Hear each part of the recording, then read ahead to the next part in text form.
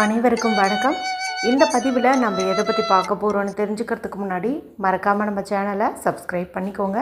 பக்கத்தில் இருக்கிற பெல் பட்டனையும் கிளிக் பண்ணிவிட்டு ஆளுங்கிற ஆப்ஷன் கொடுத்துட்டிங்கன்னா நான் போடுற வீடியோக்கள் எல்லாமே மிஸ் ஆகாமல் நோட்டிஃபிகேஷனில் வந்துடும். இந்த பதிவு மிக மிக முக்கியமான பதிவு, அனைவரும் தெரிந்து கொள்ள வேண்டிய ஒரு பதிவு அப்படின்னே சொல்லலாம். உங்களுடைய வாழ்க்கையில் தீராத பண கஷ்டம் இருக்குது, எனக்கு உழைப்புக்கேற்ற ஊதியம் கிடைக்க மாட்டேங்குது, தொழிலில் லாபம் கிடைக்க மாட்டேங்குது, அதே போல் யாரையாவது நம்பி நான் பணம் கொடுத்தேன்னா அவங்க எனக்கு திரும்ப தரதில்லை, ஏமாற்றிடுறாங்க. ஸோ பணம் அப்படின்னு எடுத்துக்கிட்டாவே அதில் எனக்கு ஒரு எதிர்மறையான விஷயங்கள் மட்டும்தான் நடக்குது. இதெல்லாம் நீங்கணும், பணம் தடை இல்லாமல் என்கிட்ட சேர்ந்துக்கிட்டே இருக்கணும் அப்படின்னு நினச்சிங்கன்னா இப்போ நான் சொல்லக்கூடிய இந்த ஒரு பரிகாரத்தை செஞ்சு பாருங்கள். இந்த ஒரு பரிகாரத்தை சனிக்கிழமை நாளில் தான் செய்யணும்.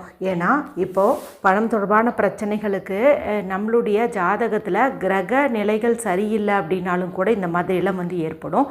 குறிப்பாக சொல்லணும் அப்படின்னா சனியினுடைய தாக்கம், அதே போல் ராகு கேது இவங்களுடைய இடப்பெயர்ச்சினாலே நமக்கு இந்த மாதிரி பாதிப்புகள் ஏற்படும். அதனால் நம்ம இந்த சனிக்கிழமை நாளில் இந்த பரிகாரத்தை செய்யும்போது அந்த பிரச்சனைகள் எல்லாமே நீங்கும். சரி, இந்த பரிகாரத்தை யார் யாரெல்லாம் செய்யலாம், எந்த நேரத்தில் செய்யணும் அப்படின்னு பார்த்தீங்கன்னா, ராகு காலம் யமகண்டம் தவிர்த்து மற்ற எந்த நேரத்தில் வேணாலும் இதை நீங்கள் செய்யலாம்.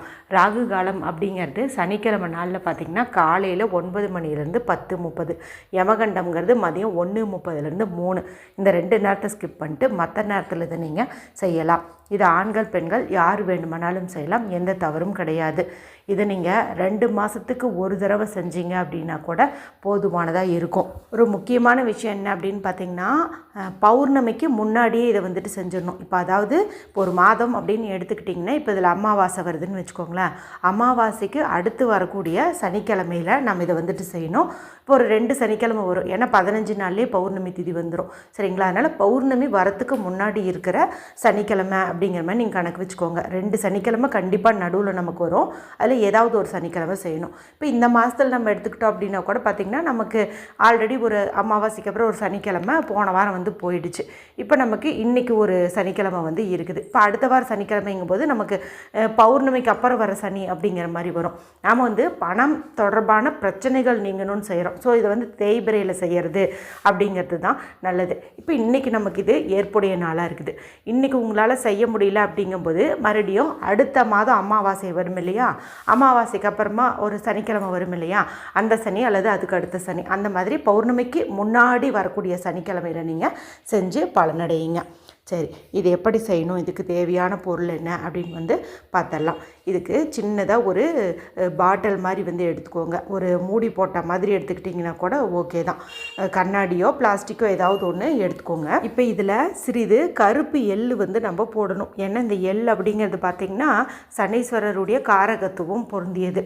இதை நம்ம சேர்த்துக்கும் போது சனியினுடைய அந்த தாக்கம் குறையும். ஜாதகத்தில் இந்த சனி தொடர்பாக தான் நமக்கு பணம் சேர்றதில்ல, தொழில் சரியாக போகிறதில்ல அப்படிங்கும்போது அது எல்லாமே நிவர்த்தி ஆகும். அதனால் கொஞ்சம் கருப்பு எள் நீங்கள் போட்டுக்கோங்க. அடுத்தது 1 ரூபாய் நாணயம் ஒன்று போட்டுக்கோங்க. 1 ரூபாய் போடும்போது சுத்தமான தண்ணீரில் கழுவிட்டு ஒரு காட்டன் கிளாத் வச்சு துடைச்சிட்டு அதன் பிறகு நீங்கள் போட்டுருங்க.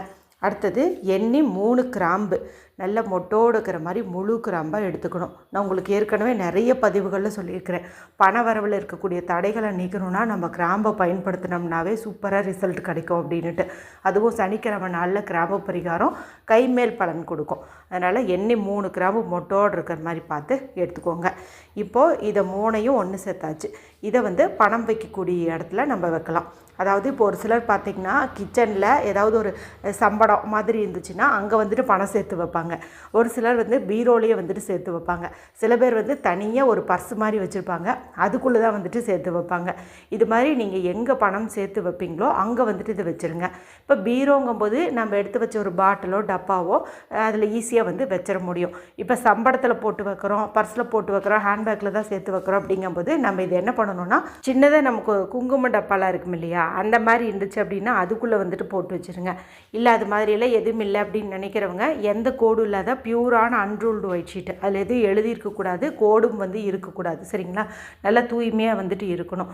அந்த மாதிரி பேப்பருக்குள்ளார கொஞ்சம் இந்த கருப்பு எள்ளு 1 ரூபாய் காசு 3 கிராம்பு இதை போட்டு மடித்து உங்களுடைய பர்ஸ்லேயோ ஹேண்ட்பேக்லேயோ வச்சுக்கலாம். இது வைக்கிறதுக்கு முன்னாடி மனதார குலதெய்வத்தை வந்து வேண்டிக்கோங்க, சனீஸ்வரரையும் வந்து வேண்டிக்கோங்க. நான் ஏதாவது தெரிஞ்சோ தெரியாமலோ பணம் ரீதியாக ஏதாவது ஒரு தவறு பண்ணியிருந்தேன், அதாவது ஏதாவது ஒன்று நமக்கே தெரியாமல் ஏதாவது ஒன்று நம்ம விலையை கூட்டி கொடுத்துருப்போம், அல்லது ஏதாவது ஒன்று சம்திங் நம்ம பண்ணியிருப்போம், அதனால் கூட நமக்கு வந்துட்டு இந்த மாதிரியெல்லாம் தண்டனைகள் வந்து கிடைக்கும். ஏன்னா சனீஸ்வரர் பொறுத்த வரைக்கும் நீதிமான் அப்படின்னு வந்து சொல்லுவாங்க. அவர் வேறு எதையுமே வந்துட்டு பார்க்க மாட்டார், தப்புனா தப்பு தான், அந்த மாதிரி டைப்பு தான் அவர், சரிங்களா?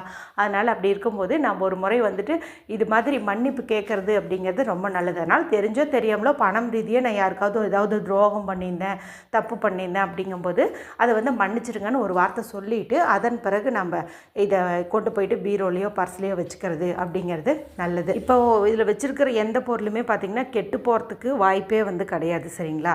இருந்தாலும் நம்ம வந்து அப்பப்போ ரெஃப்ரெஷ் பண்ணிக்கிறது அப்படிங்கிறது நல்லது. அப்போது 2 மாதத்துக்கு ஒரு தடவையோ 3 மாதத்துக்கு ஒரு தடவையோ இந்த கருப்பு எள்ளு வந்து நீங்கள் எடுத்து காகத்துக்கு அல்லது எறும்புகளுக்கு நீங்கள் தானமாக வந்து போட்டுடலாம். இந்த ₹1 வந்துட்டு நீங்கள் ஏதாவது ஒரு மங்கள பொருட்கள் வாங்குறதுக்கு, கோவில் உண்டியல் போடுறதுக்குன்னு வந்து போட்டுருங்க. அதே போல் இந்த கிராம்பு வந்து நீங்கள் கற்பூரம் வச்சு எரித்து வீடு முழுக்க வந்து காட்டிடுங்க. இந்த பரிகாரம் பார்த்திங்கன்னா நீங்கள் செஞ்சிருக்கக்கூடிய இந்த நாட்கள்லேயே நல்ல ஒரு பணவரவில் முன்னேற்றம் ஏற்பட்டிருக்கிறத நீங்கள் நல்லாவே வந்து உணர்வீங்க, அனுபவ ரீதியாக வந்து உணர்வீங்க.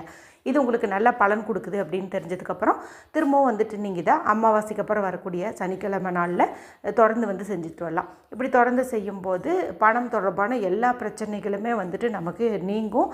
இனி எப்போதுமே அது மாதிரி பிரச்சனை வராது அப்படின்னு வந்து சொல்லலாம். ஸோ அனைவரும் நம்பிக்கையோடு செஞ்சு பலனடையுங்க. வீடியோ பிடிச்சிருந்தால் மற்றவங்களோடையும் ஷேர் பண்ணுங்கள், லைக் பண்ணுங்கள். மற்றும் ஒரு பயனுள்ள பதிவில் உங்களை சந்திக்கிறேன். நன்றி, வணக்கம்.